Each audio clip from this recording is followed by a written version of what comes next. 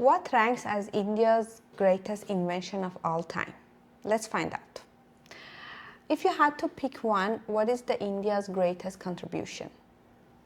So if I had to pick one, then it's obviously the very foundational work on language and grammar and rules that came out of India. This is one invention that has impacted almost every being on this planet. Wait, are you saying India gave the world language? Not exactly a language, because language is essentially just set of words, right? Many regions developed them independently. But what India invented is the language framework. So when I say framework, I mean it is a set of rules that help us chain the words together and convert it into a meaningful sentence. And it also aided early human cognition. What do you mean by that? So in about 600 BCE, Pāṇini wrote volumes about it. In his book Aṣṭādhyāyī, he wrote about 4,000 rules, and he is generally regarded as the father of generative grammar, which is widely used in the NLP, which is natural language processing. What?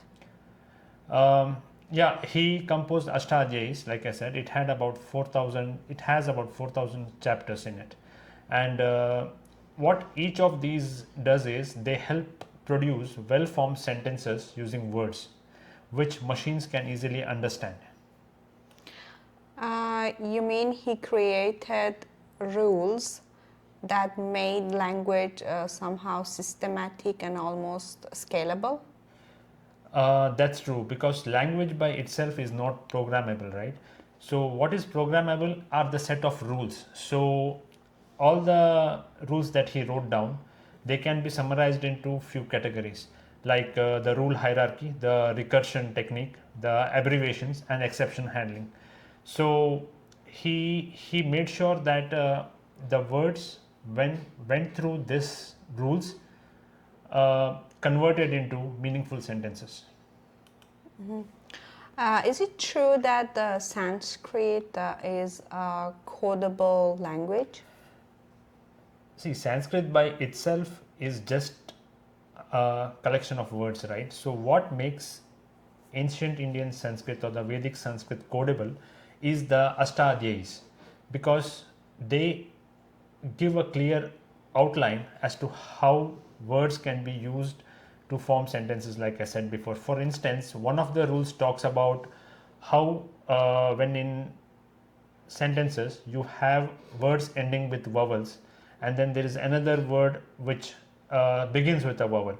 So that is when you have two clashing sounds, I and Y. You can't pronounce them together. So that is when he came up with a rule of vowels. For example, iti and adi are two words, which means etc. Ityadi, when you combine them, it turns into the I turns to ya, ityadi.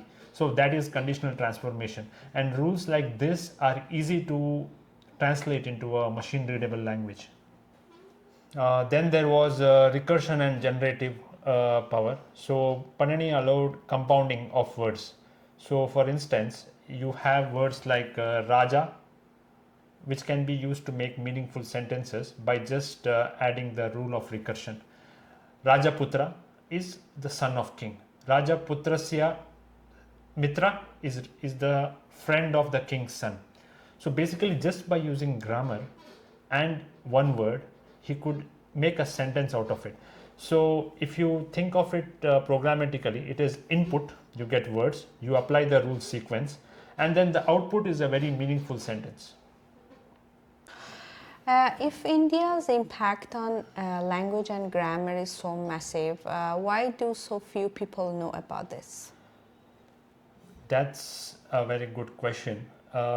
Many people who worked on natural language processing, great scholars like Leonard Bloomfield and George Cardona, have recognized and credited Pāṇini's Aṣṭādhyāyīs and other ancient Indian Sanskrit grammatical works. So Leonard Bloomfield even goes ahead and says that India of that time was the greatest monument of human intelligence. So basically, in terms of modern computing, the contribution has been unprecedented. But the problem is that most Indians have a very narrow focus. They can't care much for various reasons. So why would the rest of the world bother crediting them? Ancient India was very sophisticated when it comes to setting foundational work. Thank you so much. We will be back next week with another invention that came out of India.